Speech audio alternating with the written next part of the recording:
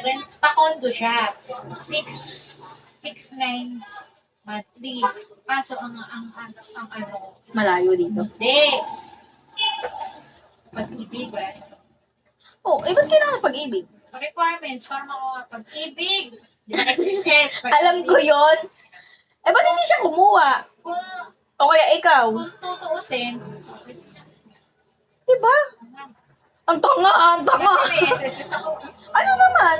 Si Tito Eric na yung dating asawa ni Tita, may SSS, may pag-ibig, may PhilHealth, lahat yun hinuhulugan niya sa isang linggo. Nasa bagay. Spoiled yun dati si Jay dito sa papa niya. O kaya ayan. Naging ganyan. Tutan! Gago, lagi kong inaasar yun pag nasa bahay. Tutan pa, pogi tuloy na anak mo. Tapos parang tanga si ate. Tangina, di ba buhat ko si Jayden? Oo, nung hinatin yung mga bata, buhat ko si Jayden. Nagigigil ako, sabi niya. Kailan napapaisip ako? Ano kaya? Hindi. Ano kaya magiging itsura ng anak mo? No? Sabi ko, tangina naman. Talaga nga ano yung party, naman ako kagaya nito. Sabi ko. Sabi niya, hindi pa naman ngayon, pero malay mo, di ba, in the future. Kakal, sabi niya. Sabi ko, syempre, kung babae, maganda yan. Pero sa totoo lang, ayoko magkaroon ng anak na lalaki. Ayoko. Nakakawala ng beauty eh. Tignan mo yung kay Jelly. I mean, bumabalik naman yung ganda. Pero yung time ng pagbubutis, gusto ko maganda lang ako habang punti. Kung sakali man, in the future, Lord, wag mo na. Siyempre, wala naman akong ano. Ano ka magbubuntis? Ano rin, hindi ko kay asaran niya yun. Paglabas mo nga sa kanya. Prostitute siya. Gago, ano ba? Napikon ako nun? Sabi niya, narinig ko nga. Ang kapal ng mukha niya sabihin na kung mukha kong prostitute dahil sa pananamit ko. Prostitute ah. Bumanay siya, narinig ko Mm-mm. yun. Pikong-piko ako nun. Thank you, bad boy. Alam mo, sabi ko sa kanya nun, at least mukha lang prostitute, pero hindi prostitute. Tapos, nung sumunod, nirito ko din si Gaga. Sabi niya, yung lang.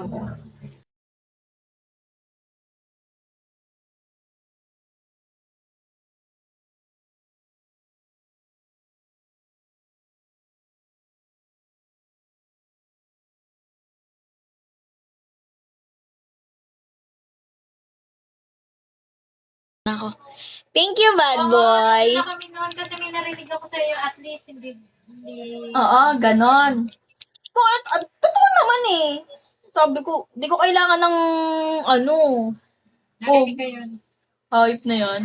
Gagawin niya akong mukhang prostitute. Hindi lang kasi nga sakit ang tooth ko nun. Di ba, tamahimik lang ako. Masakit kasi. Pikon ako noon, napikon ako kasi alam ko naman sa sarili kong gago talaga ako manamit. Pero bakit ba? Ganun ko gustong manamit eh. Tsaka hindi naman sa pananamit yan na Tangin na siya nga eh. Siya nga ako manamit. Tsaka alam mo, walang anak eh. Hindi, siya nga eh, tatay-tahimik. Tapos eh, parang Taon na sa aming dalawa, mas may ugali ako. Tsaka parang, Na nakikita ng tao ha. napag-usapan din namin ni Ate Bo. Nung time na nasasagot ka, nilapita nung time, yung magpo-party nung magpo-party. And then, Ano? umuwi ako doon. Magpo-40 days ba? Hindi, wala ako nung 40 days. Yung 8, nung November 8. November 6. Nung yung, di ba November 1, hindi nakapunta. Kaya November 6 pupunta. di ba, lasing sila punta. Nandun na sila. May natita, na may pinapot. No. Tawas na yun. Dapat pagpatag nila niya. Sabi ko, sabi ko kay ate, sinabi ko ya, sa daming beses, sa daming beses ba na pinapapunta ko yung jowa niya, lagi siya tulog. Kasi yun ang lagi niya sinasabi, di ba? Mm-mm. Nagkasabot ka ni tita. Ang sabi,